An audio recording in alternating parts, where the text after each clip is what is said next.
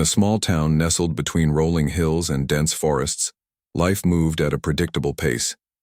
People woke up early to go to work, kids attended school with backpacks slung over their shoulders, and neighbors exchanged warm smiles as they watered their lawns or walked their dogs.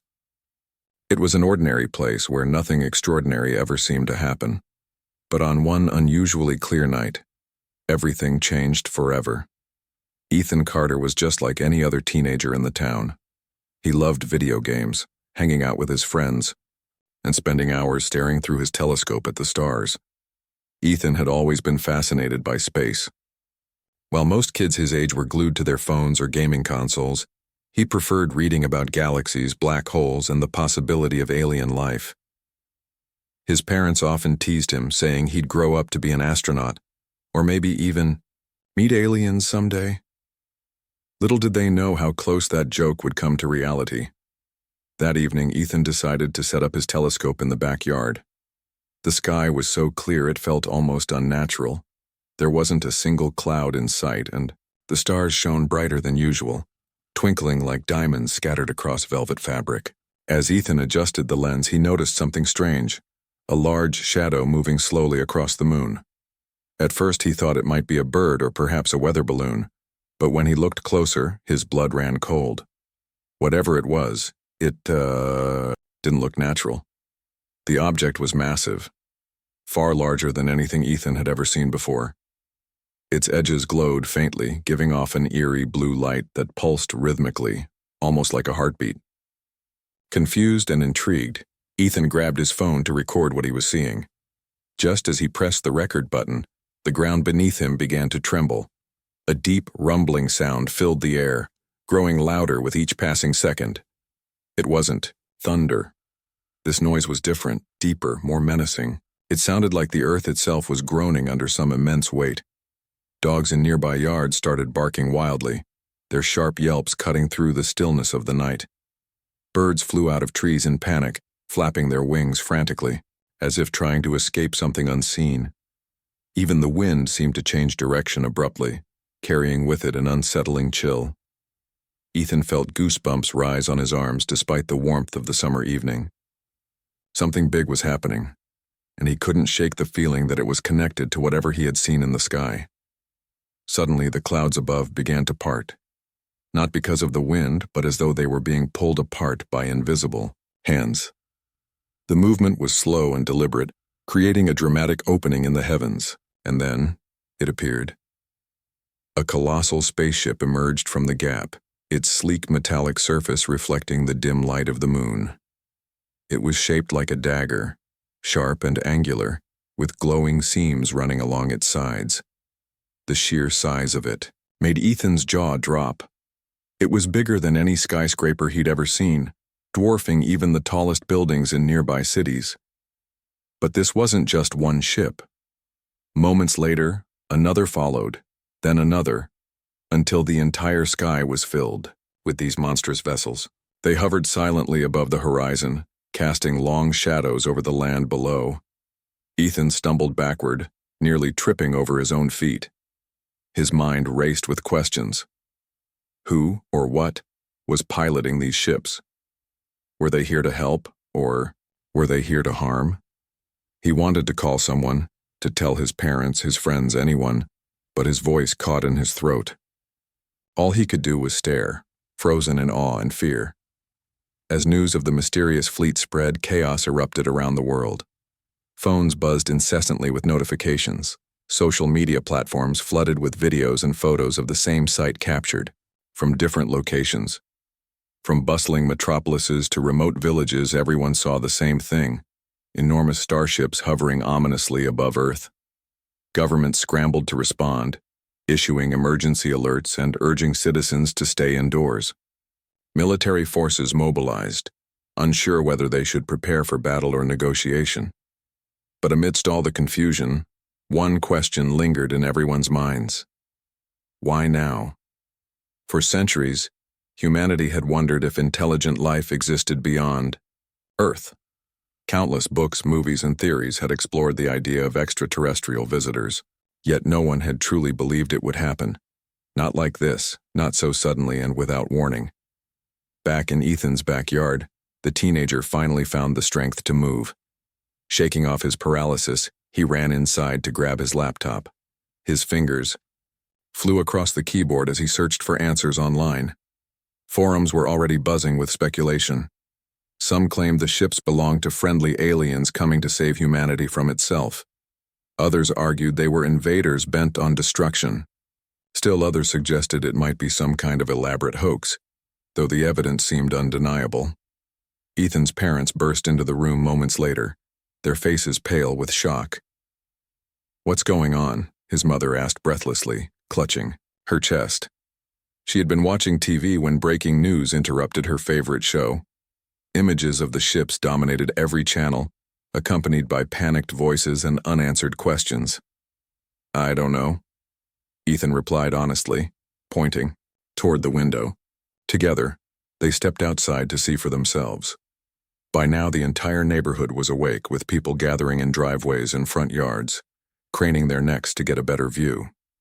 Children clung to their parents' legs, wide-eyed and scared, while teenagers whispered excitedly about the possibility of meeting real aliens. For a while, nothing happened. The ship simply hung there, silent and unmoving, as if observing the tiny planet beneath them. No lasers fired, no messages were broadcast, and no signs of aggression emerged. It was almost peaceful, if you could ignore the sheer terror gripping the hearts of billions. Then, just as dawn began to break, the silence was broken. A low hum filled the air, vibrating through windows and rattling dishes inside cupboards. It grew louder and louder until it became unbearable. Many covered their ears, wincing in pain, while others dropped to their knees, overwhelmed by the intensity. And then, as suddenly as it had started, the noise stopped. In its place came a message, a transmission that played simultaneously on every device connected to the internet. Televisions flickered to life, radios crackled, and smartphones lit up with text appearing in hundreds of languages. The words were simple yet chilling. "We are the Zorathians. Your species has trespassed upon our domain. Surrender now, or face extinction." The message sent shockwaves through humanity. Panic gripped nations as leaders debated how to respond. Protesters took to the streets, demanding answers and action. Religious figures declared the end of days, while conspiracy theorists claimed it was all part of a government experiment gone wrong. Fear and uncertainty ruled the day. Yet amidst the turmoil, a glimmer of hope remained. If the Zorathians were willing to communicate, perhaps there was still a chance for peace. Or maybe, just maybe, humanity could find a way to fight back. Either way, the world would never be the same again. The Zorathian message echoed in every corner of the globe, its chilling words leaving humanity paralyzed with fear. "We are the Zorathians. Your species has trespassed upon our domain. Surrender now, or face extinction."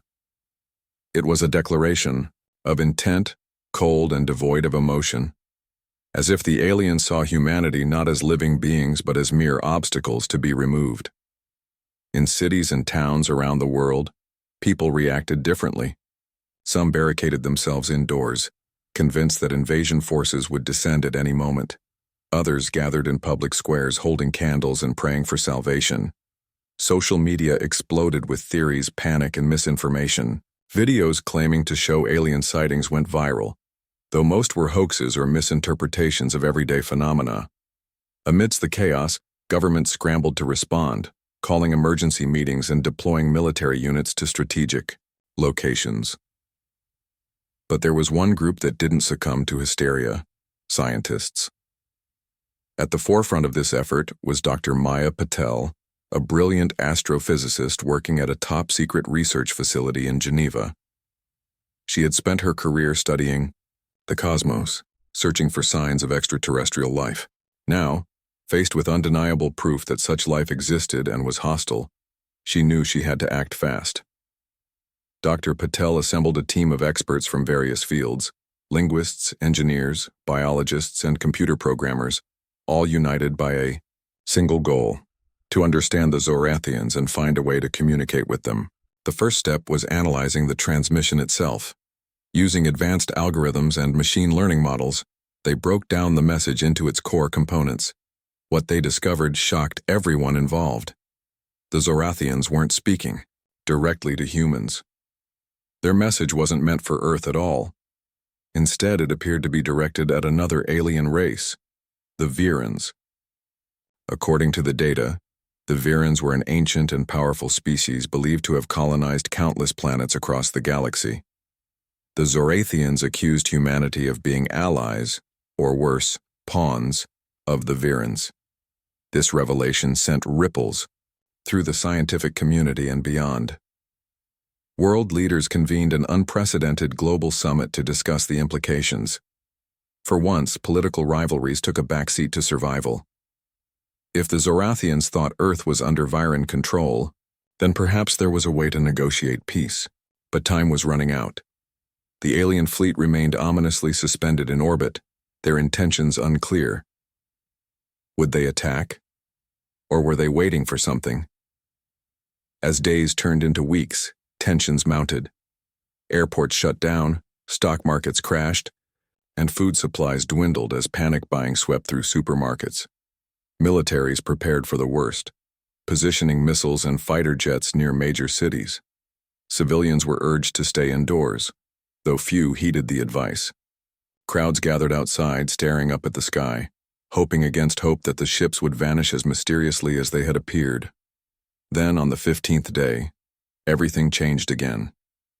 It started with a distant rumble, faint at first but growing, louder by the second.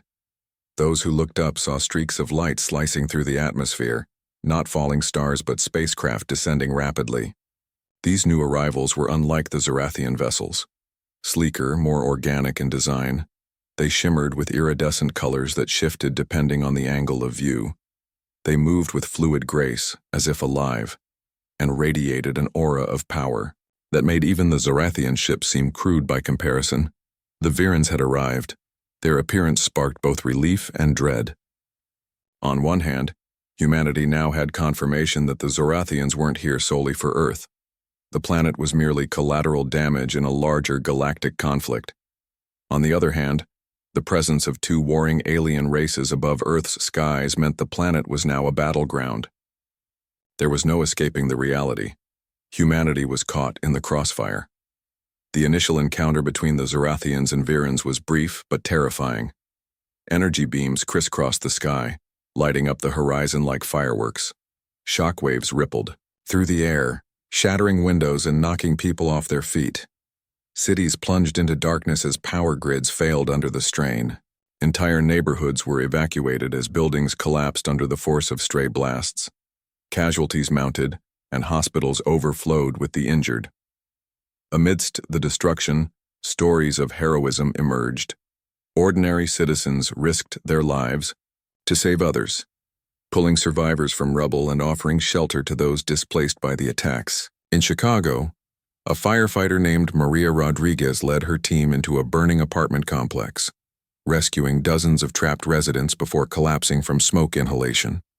In Tokyo, a high school teacher shielded his students with his body during a missile strike, sacrificing himself so they could survive. These acts of bravery became symbols of resilience, inspiring hope even in the darkest moments. Back at the research facility, Dr. Patel and her team worked tirelessly to decipher the situation. They intercepted communications between the Zorathians and Virans, piecing together fragments of information about their history and motivations. From what they could gather, the two races had been locked in a centuries-long war over resources and territory.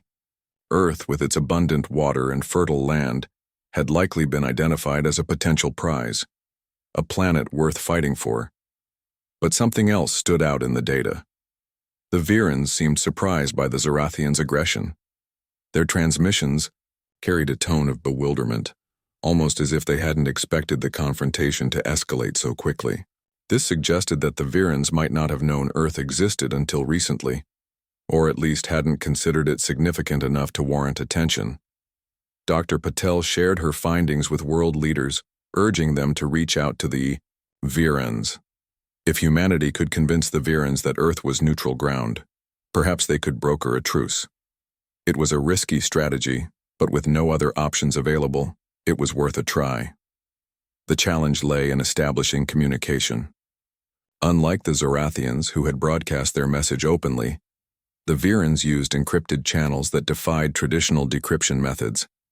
Dr. Patel's team devised a plan to send a signal using mathematical patterns, a universal language, that transcended spoken words. By encoding basic concepts like numbers, shapes, and frequencies, they hoped to convey humanity's peaceful intentions. After days of preparation, the signal was transmitted. Humanity held its breath, waiting for a response. Hours passed with no reply. Just as hope began to fade, a message came back. It was short and cryptic, consisting of a series of symbols accompanied by a pulsating tone. But it was unmistakably deliberate, a sign that the Virans had received the transmission and understood its meaning. Encouraged by this breakthrough, Dr. Patel pushed forward.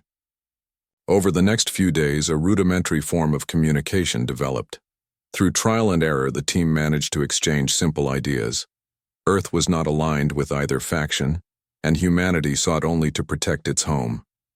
The Virans responded, cautiously, acknowledging the plea but making no promises. Meanwhile, the battle raged on above the atmosphere. Both fleets clashed repeatedly, their weapons capable of leveling entire cities with a single shot. Despite their superior technology, neither side gained a decisive advantage. The stalemate dragged on, turning Earth into a war zone. Millions fled their homes, seeking refuge in underground bunkers or remote areas far from urban centers. Governments struggled to maintain order as riots broke out and supply chains collapsed. In the midst of the chaos, Captain Alex Rivera emerged as a reluctant hero. A decorated soldier with years of combat experience, Alex had lost his family in the early days of the conflict when a stray blast destroyed their neighborhood. Consumed by grief and guilt, he initially withdrew from duty, haunted by memories of his wife and daughter. But as the crisis deepened, he realized he couldn't stand idly by while others suffered. Alex rejoined the military, leading a special operations unit tasked with defending civilian populations. His leadership skills and tactical expertise proved invaluable, earning him the respect of his peers and the gratitude of countless survivors. Under his command, makeshift defenses were erected around major cities, using whatever materials were available. Scrap metal, abandoned vehicles, and even household appliances were repurposed into barriers and traps designed to slow down enemy advances. One night, as Alex patrolled the outskirts of Los Angeles, he witnessed something extraordinary. A small group of civilians had banded together to create a network of early warning systems using old radios and cell phones. When an alien ship approached, they sounded alarms, giving nearby residents precious minutes to take cover. Inspired by their ingenuity, Alex proposed expanding the initiative nationwide. With support from local communities and remnants of the government, the project grew rapidly, saving countless lives in the process. Despite these efforts, the human toll continued to rise. Hospitals ran out of medicine, food shortages led to widespread starvation, and diseases spread unchecked due to lack of sanitation. Yet amidst the suffering, humanity refused to give up. People found ways to adapt, to innovate, to endure. Farmers planted crops in bombed-out fields, teachers held classes in basements, and artists painted murals on crumbling walls, reminding everyone of the beauty that still existed in the world. And then, just when it seemed the end was near, a glim. Deep beneath the frozen expanse of Antarctica, a team of researchers worked feverishly in near-total darkness. The air was frigid, and the silence was broken only by the hum of generators and the occasional crackle of radio communications. They had uncovered something extraordinary, an ancient artifact buried for millennia under layers of ice. This discovery wasn't just a relic of a forgotten civilization. It was a weapon capable of altering the course of history. Dr. Maya Patel stood at the center of it all, her breath visible in the cold, as she examined the device with a mix of awe and urgency. The artifact, known as the Nexus Core, was unlike anything humanity had ever seen. It resembled a massive sphere, roughly the size of a small car, with intricate patterns etched into its surface that glowed faintly in shifting hues of blue and green. According to fragmented records recovered from nearby ruins, the Eldari, the long-extinct civilization responsible for creating the core, had used it to repel invaders centuries ago. By manipulating gravity itself, the Nexus core could create catastrophic disruptions on a planetary scale, tearing apart ships, collapsing structures, or even warping space-time. For Earth, this meant one thing. If activated, the core could drive off both the Zorathians and the Virans. But there was a catch. Activating the Nexus core required an immense amount of energy, far more than humanity's current technology could provide. Traditional power sources like coal plants, solar panels, and wind turbines simply weren't sufficient. Even nuclear reactors, designed to generate enormous amounts of electricity, fell short. With time running out and alien fleets wreaking havoc above Earth's skies, humanity faced an impossible choice. Find a way to power the core or face annihilation. Dr. Patel assembled a global task force to tackle the problem. Scientists, engineers, and inventors from every corner of the world collaborated remotely, sharing ideas and pooling resources. Every idea was considered, no matter how unconventional. Some suggested harnessing geothermal energy from active volcanoes, while others proposed redirecting power from entire cities. A young physicist named Daniel Kim proposed combining multiple energy sources into a single network, essentially creating a supergrid capable of channeling enough juice to activate the core. Though risky and untested, his plan gained traction as the best shot humanity had. Meanwhile, Captain Alex Rivera coordinated efforts on the ground. His unit had been tasked with protecting the Antarctic Research Facility, ensuring that the Zorathians and Virans didn't discover what humanity was planning. Alex knew the stakes were higher than ever. If the aliens realized the potential of the Nexus core, they would stop at nothing to destroy it and anyone associated with it. To make matters worse, the battle raging above Earth showed no signs of abating. Both factions launched increasingly devastating attacks, leveling entire regions in their quest for dominance. Cities burned, oceans boiled, and millions perished. Yet despite the chaos, Alex refused to give up. He drew strength from the resilience of ordinary people, farmers tending crops amidst ruins, teachers holding classes in bombed-out buildings, and families clinging to hope against all odds. Back in Antarctica, progress on powering the Nexus core accelerated. Engineers rigged together a complex system of cables and transformers, linking the core to a patchwork of energy sources scattered across the globe. Nuclear reactors were pushed to their limits, siphoning power away from hospitals and factories. Solar arrays redirected sunlight directly to the facility, bypassing civilian grids entirely. Even experimental fusion reactors, still in their infancy, were brought online, contributing whatever meager output they could muster. It was a desperate gamble, but humanity had no other options left. As the final preparations unfolded, tensions reached a boiling point. News of the Nexus core leaked to the public, sparking both hope and outrage. Some hailed it as Earth's salvation, while others condemned the decision to sacrifice civilian infrastructure for the sake of activating an untested weapon. Protests erupted outside government buildings, with crowds demanding answers. Conspiracy theories flourished, claiming the core was part of a secret alien plot, or worse, that it might backfire and doom the planet entirely. Amidst the controversy, Dr. Patel remained steadfast, focusing solely on the task at hand. She knew the truth.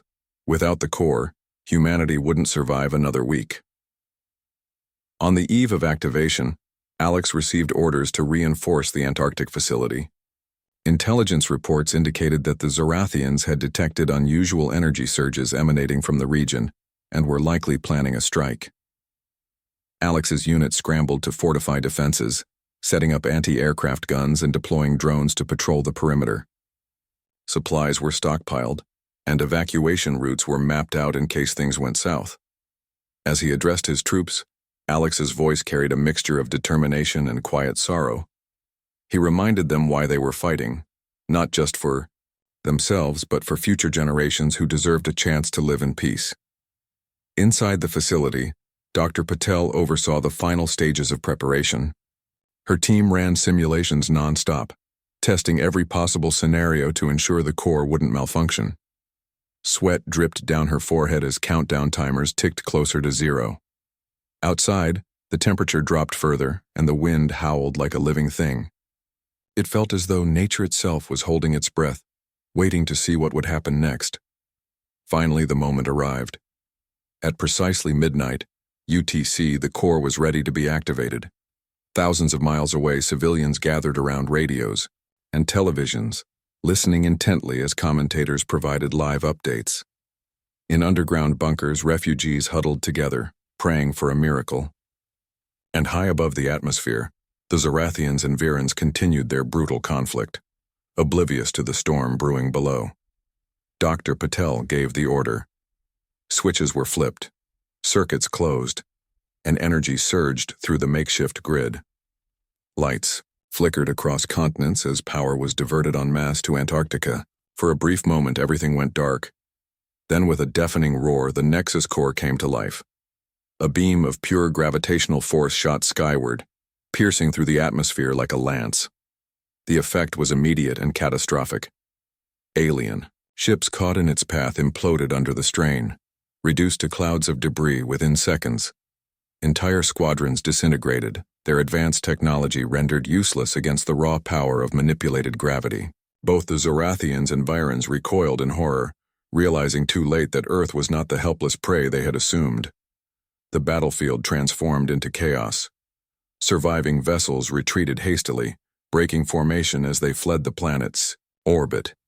Explosions lit up the sky as damaged ships collided or self-destructed rather than face capture. Below, humanity watched in stunned silence as the once unstoppable alien fleets crumbled before their eyes. Cheers erupted spontaneously, spreading like wildfire across the globe. For the first time in weeks, hope returned. But victory came at a cost. The activation drained Earth's power reserves almost completely, plunging entire regions into darkness. Hospitals struggled to keep life support machines running, and communication networks faltered. Food shortages worsened as supply chains ground to a halt. Yet despite these hardships, people found ways to persevere. Neighbors shared what little they had, volunteers distributed supplies, and communities rallied together to rebuild. In the aftermath, Alex reflected on what had been achieved. Standing atop a hill overlooking the smoldering remains of Los Angeles, he felt a mix of pride and grief. So much had been lost, yet so much had also been saved. Humanity had proven itself capable of rising to the occasion, even when faced with seemingly insurmountable odds. As he gazed at the stars, now free of alien ships, he allowed himself a small smile. Earth had survived, not because of superior weapons or technology, but because of courage, ingenuity, and unity.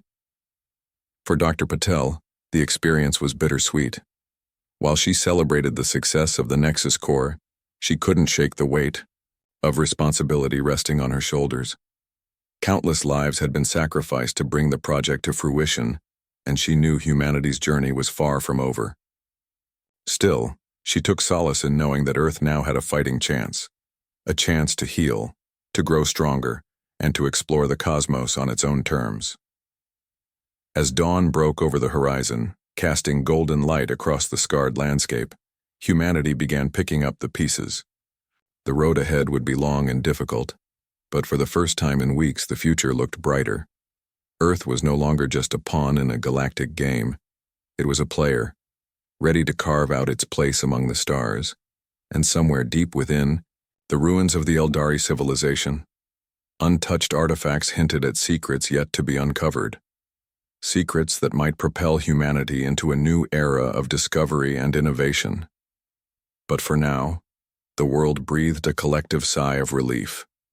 The aliens had underestimated them once. It wouldn't happen again. The activation of the Nexus core marked a turning point in humanity's struggle for survival. For weeks, Earth had been caught in the crossfire of two warring alien factions, the Zorathians and the Virans, both treating the planet as little more than a battleground. But with the core's gravitational pulse tearing through their fleets, humanity finally tipped the scales. What followed was an epic confrontation above Earth's atmosphere, one that would determine not only the fate of the planet, but also its place in the galaxy. A new kind of war. As the Nexus Core unleashed its devastating power, the skies above Earth erupted into chaos. Alien ships imploded under the intense gravitational forces, their sleek designs crumbling like paper under immense pressure. The Zorathians, known for their brute strength and militaristic tactics, scrambled to regroup. Their massive star destroyers tried to maneuver out of range, firing salvos of energy beams in retaliation. But the core's effects were indiscriminate. It didn't target individual ships. It warped entire sections of space, creating pockets of instability that sucked everything nearby into oblivion. The Virans, on the other hand, reacted with eerie calmness. Unlike the Zorathians' panicked retreat, they appeared to analyze the situation methodically. Their organic-looking vessels glided gracefully, evading the worst of the gravitational distortions while deploying smaller drones to probe the source of the attack. These drones moved with unsettling precision, weaving through debris fields and dodging explosions as if guided by some form of hive intelligence. From the ground, humanity watched in awe as the battle unfolded. Civilians huddled around radios, and televisions glued to live broadcasts from satellites still operational. Amateur astronomers captured footage through telescopes, streaming it online for millions to see. Social media lit up with reactions ranging from jubilation to disbelief. "We're winning," someone tweeted, accompanied by shaky video of a Zorathian ship collapsing mid-air. Others prayed silently, unsure whether the victory would come, at too great a cost.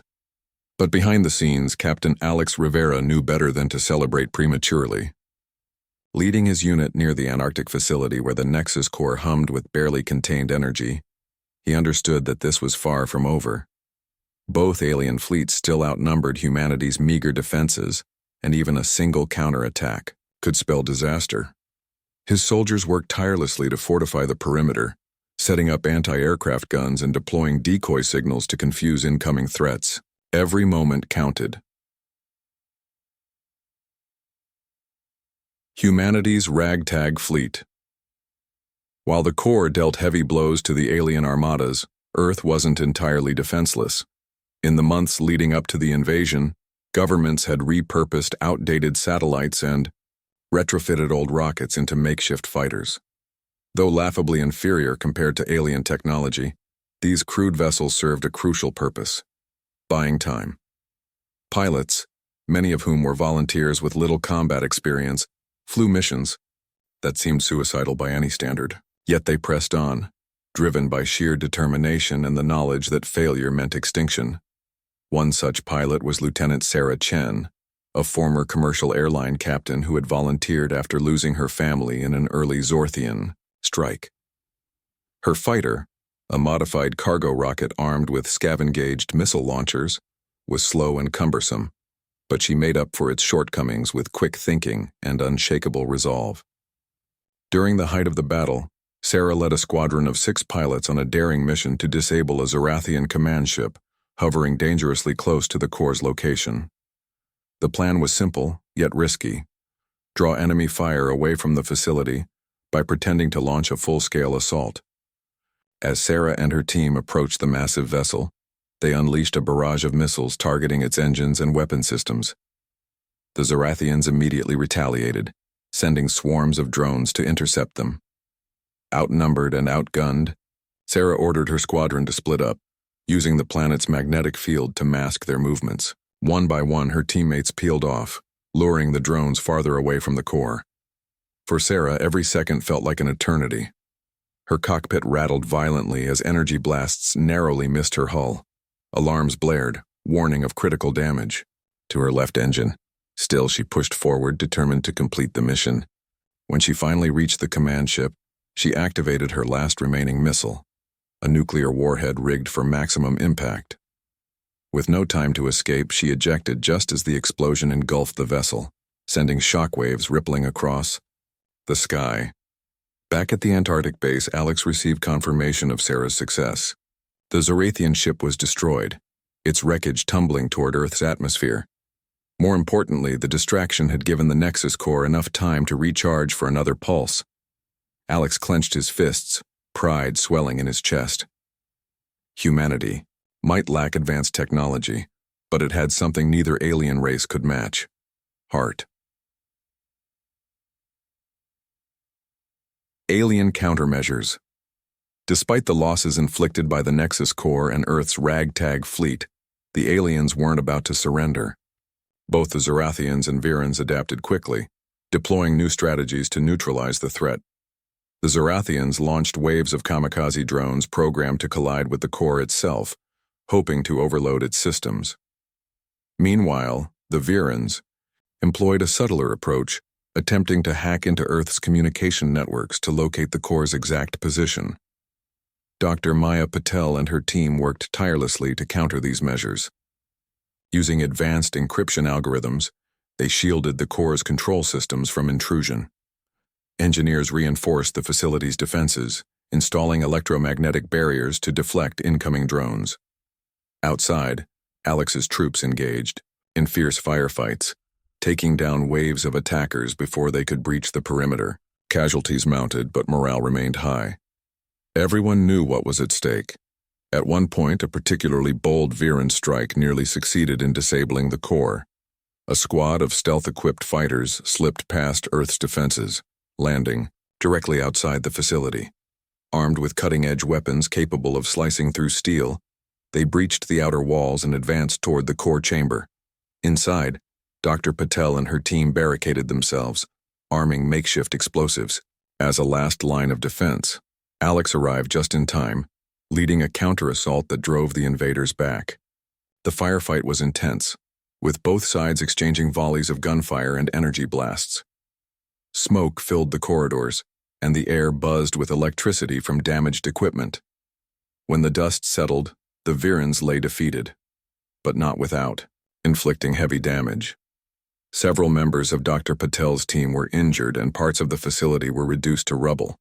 Still, the core remained intact, ready to fire again. The final pulse. With the alien fleets regrouping for a final push, humanity prepared for its ultimate stand. The Nexus core's energy reserves were dwindling, and activating it more time risked destabilizing the entire grid. If the core failed, Earth would be left defenseless. Yet there was no other choice. Dr. Patel calculated the optimal timing for the next pulse, ensuring it would hit the largest concentration of enemy ships. She gave the order with a steady voice despite the exhaustion etched on her face. As the countdown began, Alex stood alongside his troops, watching the horizon anxiously. The sky above was a blur of motion, with alien vessels darting back and forth like insects trapped in a web. Explosions lit up the darkness, painting the clouds with flashes of orange and red. It was a scene straight out of humanity's worst nightmares, and yet, it was also a testament to its resilience. When the core fired its final pulse, the effect was catastrophic. Entire formations of alien ships disintegrated instantly, torn apart by the overwhelming gravitational force. Survivors fled in disarray, abandoning their positions and retreating beyond Earth's orbit. For the first time since the invasion began, the skies cleared. Silence fell over the battlefield, broken only by the distant rumble of falling debris. On the ground, cheers erupted spontaneously. Soldiers hugged each other, tears streaming down their faces. Civilians poured into the streets, waving flags and singing songs of triumph. Even those who had lost loved ones allowed themselves a moment of joy, knowing that their sacrifices had not been in vain. Aftermath. Though the immediate threat had passed, the scars of the battle lingered. Cities lay in ruins, economies were shattered, and millions mourned the dead. But amidst the devastation, a renewed sense of purpose emerged. Humanity had proven itself capable of standing toe-to-toe with galactic superpowers. No longer content to cower in fear, people looked to the stars with newfound determination. Captain Alex Rivera became a symbol of this spirit, hailed as a hero for his leadership during the crisis. Under his guidance, nations collaborated to establish the United Earth Defense Force, vowing never to be caught unprepared again. Dr. Maya Patel continued her work, studying the Eldari ruins and unlocking secrets that promised to propel humanity into a golden age of exploration. And Lieutenant Sarah Chen, whose bravery inspired countless others, returned home to rebuild her life, carrying with her the hope that peace was possible, even among the stars. For now, Earth was safe, but the universe was vast, and challenges lay ahead. Humanity had taken its first step onto the interstellar stage. The question was, what would come next? The final pulse of the Nexus core had done what once seemed impossible. It drove back the Zorathians and Virans, forcing them to retreat beyond Earth's orbit. For a brief moment, humanity basked in the glow of victory. The skies were clear. For the first time in weeks, and the air felt lighter, as if the planet itself could breathe again. But the aftermath of the battle was anything but peaceful. Cities lay in ruins, economies were shattered, and millions mourned the loss of loved ones. Yet amidst the devastation there was also hope, a fragile but undeniable sense that humanity had proven its resilience. Rebuilding what was lost. In the days following the alien retreat, governments around the world declared states of emergency. Military forces transitioned from combat to recovery operations, clearing debris, restoring power grids, and providing aid to displaced populations. Engineers worked tirelessly to repair infrastructure, often improvising solutions when resources were scarce. In some cases, entire neighborhoods had been wiped off the map, leaving only craters where homes once stood. Families camped in makeshift shelters, relying on food and water distributed by relief organizations. Despite the hardships, communities came together in ways no one had anticipated. Strangers shared meals, teachers held classes outdoors under makeshift tents, and volunteers traveled long distances to help rebuild towns they'd never even heard of before. Art became a powerful tool for healing. Murals appeared on crumbling walls, painted by survivors who refused to let despair define their future. Songs of courage and unity echoed through streets still littered with rubble. Humanity wasn't just rebuilding structures, it was rekindling its spirit. Captain Alex Rivera played a pivotal role in coordinating these efforts. Having led troops during the height of the conflict, he now oversaw reconstruction initiatives across multiple continents. His leadership style earned him respect not only from soldiers, but also from civilians who saw him as a symbol of perseverance. "We've faced the worst," he often said in interviews. "Now we have to show the universe and ourselves that we can rise above it." Alex visited devastated areas regularly, speaking with survivors and listening to their stories. He met a young girl named Lily in Chicago, whose parents had died shielding her during an attack. Despite her grief, she smiled brightly when Alex handed her a teddy bear donated by a charity.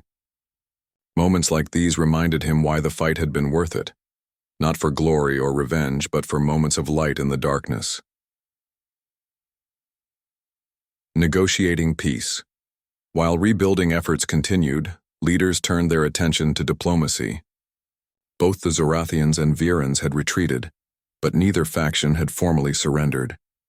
Intelligence reports suggested they were regrouping elsewhere in the solar system, possibly planning another assault.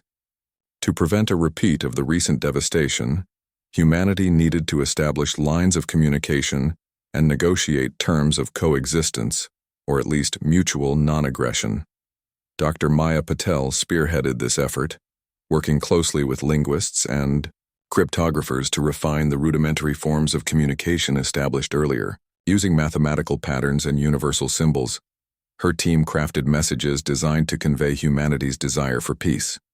They emphasized Earth's neutrality in the galactic conflict, and offered to share knowledge about the Eldari ruins in exchange for assurances of safety.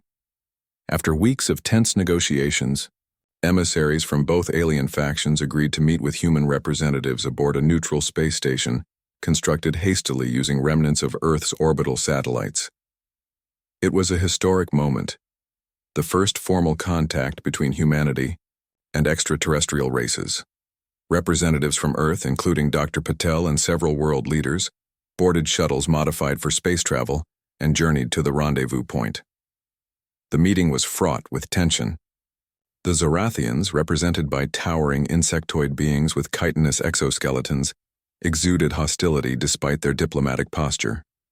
Their leader, identified simply as Commander Xylar, spoke in clipped tones, accusing humanity of harboring Viren sympathizers. On the other side, the Viren sent sleek serpentine envoys who communicated telepathically, their thoughts translated into human languages via advanced devices. Their spokesperson, known as Emissary Lithara, expressed skepticism about Earth's claim of neutrality but acknowledged the planet's unexpected strength. Through hours of debate, humanity's delegation argued passionately for its right to exist independently. Dr. Patel presented evidence gathered from the Eldari, ruins demonstrating Earth's lack of prior involvement in interstellar affairs. She proposed a treaty ensuring Earth's sovereignty while offering cooperation in scientific endeavors. Slowly, reluctantly, both factions agreed to withdraw entirely, vowing not to interfere with Earth unless provoked. As the meeting concluded, Commander Xylar issued a chilling warning. "You have proven yourselves formidable. Do not mistake our departure for weakness." Emissary Lithara added cryptically, "The stars hold secrets you cannot yet comprehend. Be cautious, humans." With those words, the aliens departed, leaving humanity alone, for now. A leap forward. With peace secured, humanity turned inward, focusing on rebuilding and advancing its civilization. The discovery of the Eldari ruins sparked a scientific revolution unlike any seen before. Researchers pored over artifacts, deciphering ancient texts and reverse engineering technology far beyond Earth's current capabilities. Among the most groundbreaking discoveries was a method of sustainable energy production based on quantum entanglement, a technique that promised to solve Earth's energy crisis permanently. Dr. Maya Patel became a global icon, hailed as the architect of humanity's survival. Under her guidance, international coalitions formed to study the Eldari legacy, pooling resources and expertise. Universities expanded their programs, training a new generation of scientists, engineers, and explorers. Space exploration became a top priority, with nations collaborating to build advanced spacecraft capable of venturing beyond the solar system. Lieutenant Sarah Chen found a new purpose as well. After recovering from injuries sustained during the final battle, she joined the newly established United Earth Defense Force, UEDF, as an instructor, teaching recruits the skills needed to protect the planet. Her story inspired countless young men and women to enlist, eager to contribute to Earth's growing interstellar presence. Even ordinary citizens embraced the shift toward progress. Farmers adopted Eldari-inspired agricultural techniques, increasing crop yields without harming the environment. Artists incorporated cosmic themes into their work, imagining what life might be like among the stars. Children dreamed of becoming astronauts or xenobiologists, their imaginations fueled by the realization that Earth was part of something much larger than itself. Looking to the stars. Years passed, and Earth transformed into a beacon of innovation and resilience. Skyscrapers made of self-healing materials rose from the ashes of old cities, powered by clean, limitless energy. Factories churned out goods using nanotechnology derived from Eldari designs. Hospitals cured diseases once thought incurable, thanks to advancements in biotechnology. And above it all, humanity looked skyward, preparing for its next great leap. The UEDF launched its first interstellar mission, sending a crew deep into uncharted space to explore regions hinted at in Eldari records. Captain Alex Rivera commanded the expedition, leading a diverse team of experts determined to uncover the mysteries of the cosmos. As their ship disappeared into the void, billions watched live broadcasts, holding their breath as humanity stepped boldly into the unknown. Back on Earth, people gathered in public squares to celebrate milestones achieved through unity and determination. Monuments dedicated to fallen heroes reminded everyone of the sacrifices made along the way. Schools taught lessons about the invasion, not as a tragedy but as a turning point, a moment when humanity proved it could overcome even the greatest odds. Yet amidst the optimism, caution remained. The warnings from the Zarathians and Virans lingered in collective memory, serving as reminders that the universe was vast and unpredictable. Humanity had taken its first steps onto the interstellar stage, but challenges undoubtedly lay ahead. Would Earth face new adversaries? Could it maintain peace with neighboring civilizations? Only time would tell. For now, though, humanity stood tall. Against all expectations, it had survived an encounter with two galactic superpowers and emerged, stronger than ever. No longer content to gaze at the stars in wonder, Earth looked outward with resolve. The scars of the past served as fuel for the future, a testament to the indomitable spirit of a species that refused to give up. And so, the story of Earth's triumph became more than just history. It became a promise, a declaration to the Gyars universe that humanity was here to stay. Whatever came next, Earth would face it together, armed with courage, ingenuity, and the unwavering belief that even in the darkest times, hope could light the way.